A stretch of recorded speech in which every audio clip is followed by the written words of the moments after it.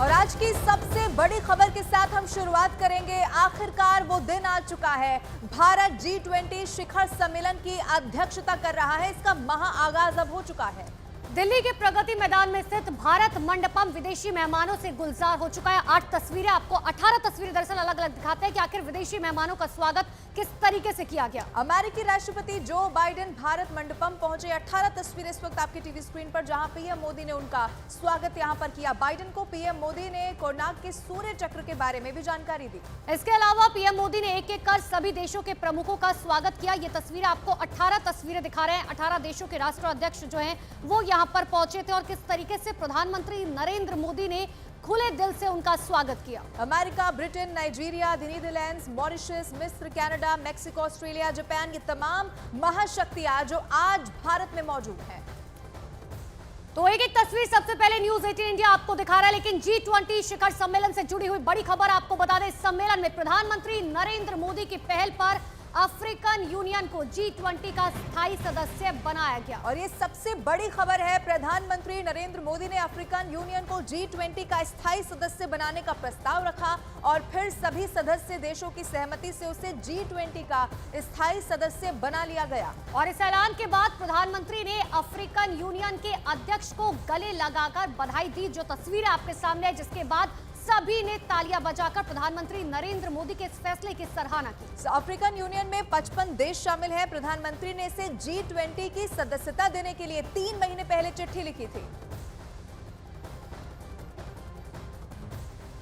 सबका साथ की भावना से ही भारत ने प्रस्ताव रखा था कि अफ्रीकन यूनियन को G20 की स्थायी सदस्यता दी जाए।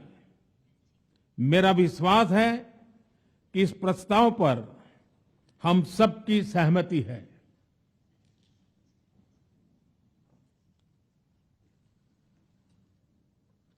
आप सबकी सहमति से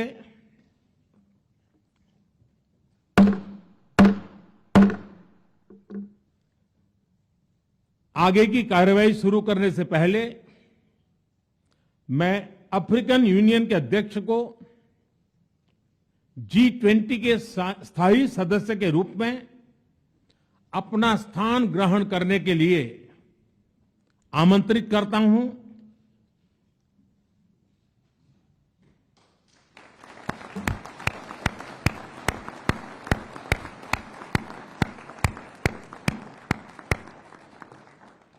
एक्सेलेंसी,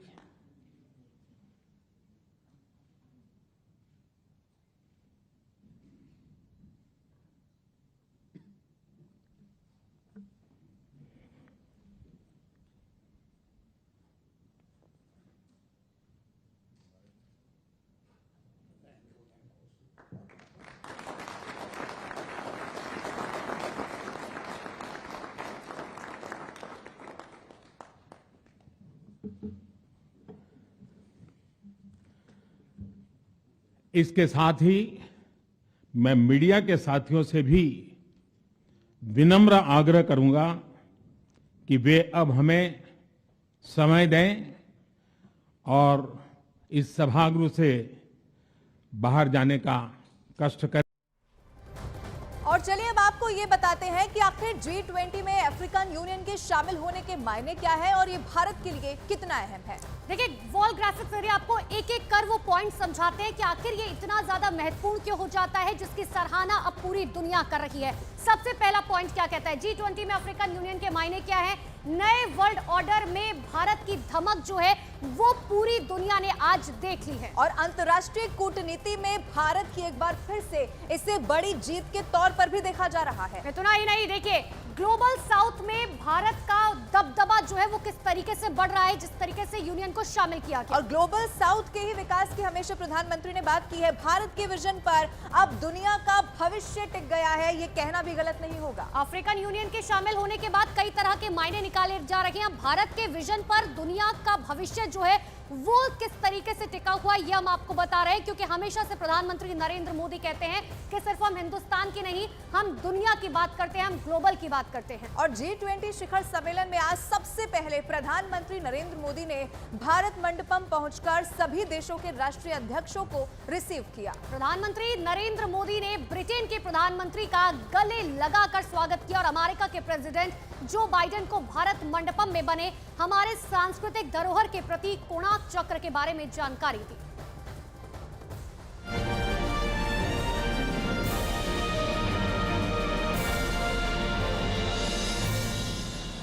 भारत की धरती पर G20 शिखर सम्मेलन का आगाज हो चुका है। आज प्रधानमंत्री नरेंद्र मोदी ने विदेशों से आए सभी राष्ट्राध्यक्षों का पूरी गर्मजोशी के साथ स्वागत किया।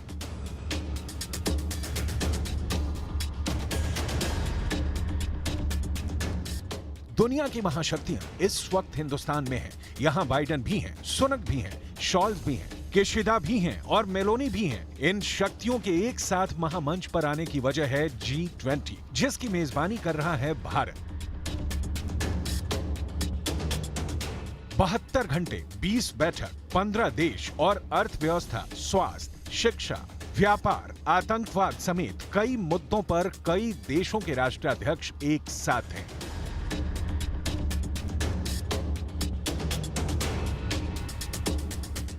G20 शिखर सम्मेलन में प्रधानमंत्री नरेंद्र मोदी ने आज सभी मेहमानों का स्वागत किया और इस दौरान प्रधानमंत्री नरेंद्र मोदी के बैकग्राउंड में प्रदर्शित की गई कोणार्क सूर्य मंदिर के पहिए की तस्वीर बेहद आकर्षण का केंद्र रही।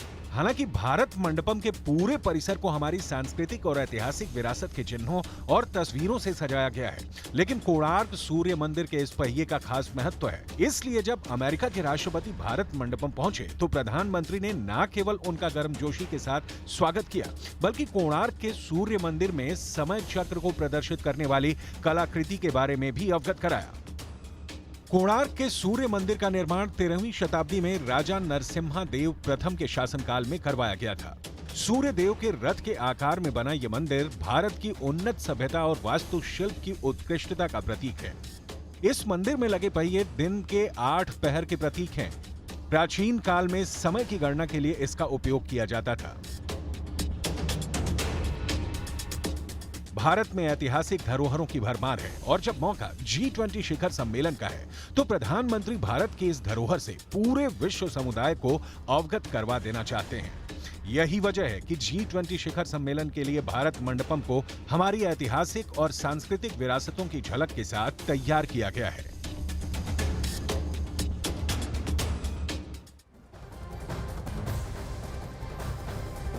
G20 से जुड़ी हुई एक तस्वीर सबसे पहले न्यूज 18 इंडिया आपको दिखा रहा है। अब आपको दिखाते हैं G20 समिट से जुड़ी हुई 10 बड़ी खबरें।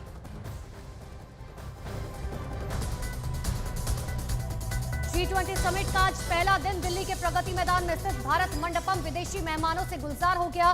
पीएम मोदी ने समिट से पहले सभी मेहमानों का स्वागत किया।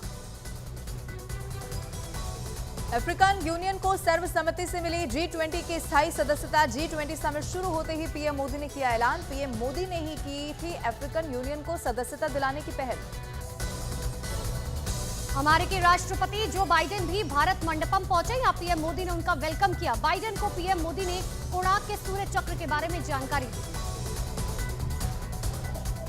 ब्रिटेन के प्रधानमंत्री ऋषि सुनक का भी पीएम मोदी ने वेलकम किया। इस दौरान ऋषि सुनक ने पीएम मोदी को नमस्ते कहा। प्रधानमंत्री नरेंद्र मोदी ने बांग्लादेश की प्रधानमंत्री शेख हसीना, मॉरिशस के प्रधानमंत्री प्रविंद जुगनाथ, मिस्र के राष्ट्रपति का गर्मजोशी के साथ स्वागत किया। G20 मीटिंग के लिए प्रधानमंत्री नरेंद्र मोदी भारत मंडपम पहुंचे। पीएम मोदी ने कार्यक्रम को लेकर वहां पर पहले जानकारी ली और तैयारियों के बारे में भी जाना।